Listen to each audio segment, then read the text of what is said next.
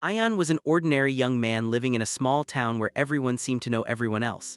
He was not poor, not rich, not especially talented, and not especially weak. Yet inside him lived a heavy fear that controlled almost every step of his life. He doubted himself even before trying. When he spoke, his voice shook. When he walked into a room full of people, his shoulders bent slightly as if he wanted to become invisible. He always felt that others were better, smarter, and more confident than him. From childhood, Ion had heard many small sentences that slowly shaped his thinking. "You are too quiet. Let others speak. You are not ready yet."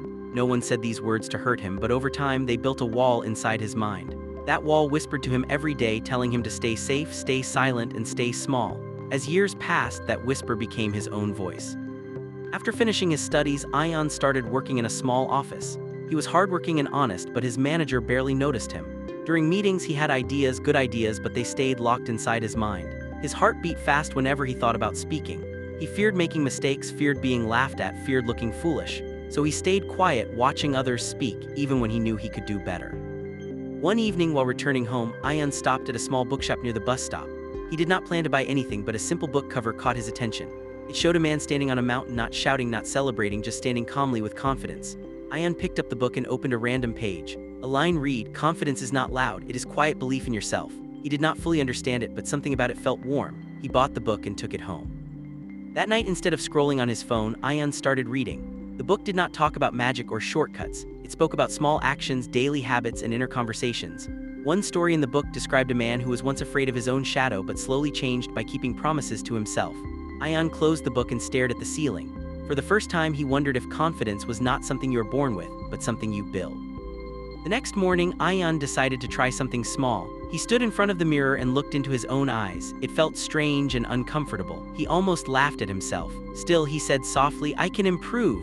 The words felt weak, but they were real. That day at work, he greeted his colleagues with a clearer voice. It was not perfect, but it was a start. Days passed and Ion made a small rule for himself.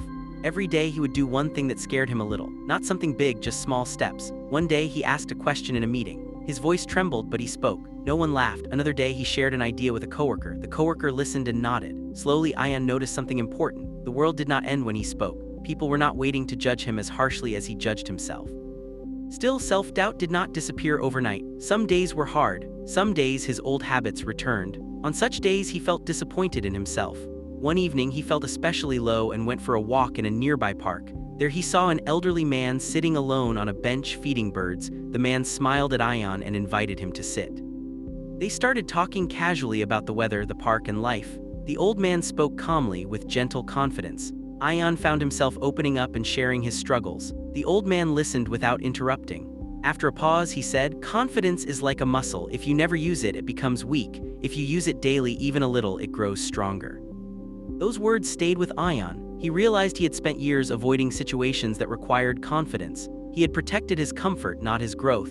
From that day, he decided to practice confidence like a daily exercise. He began preparing better for meetings so he could trust his knowledge. He improved his posture while walking. He stopped saying sorry for things that were not his fault. At work, his manager noticed a change. Ion started volunteering for small tasks. He did not succeed every time, but he showed effort. One day, the manager asked him to present a short report to the team.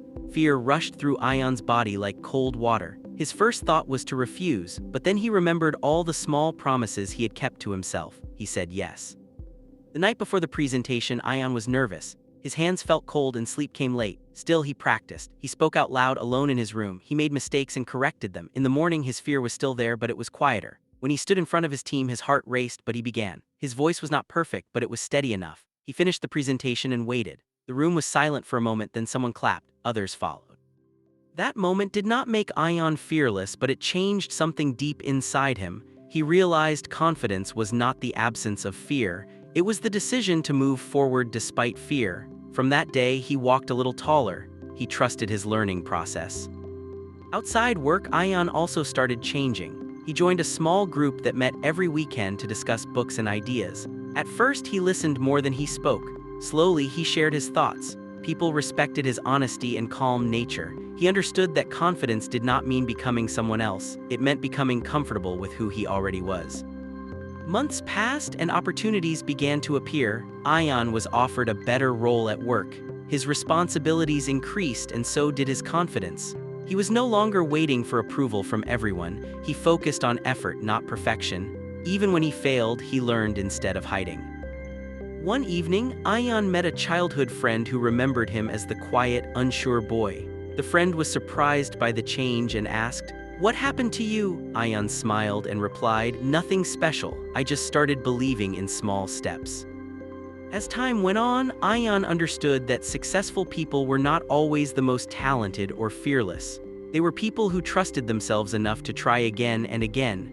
Confidence was their silent weapon, built through discipline, patience, and self-respect. Ayan still had days of doubt, but they no longer controlled him. He had learned to speak kindly to himself, to act even when unsure, and to grow through action. His journey was not loud or dramatic, but it was real, and in that quiet journey he found a strength he never knew he had.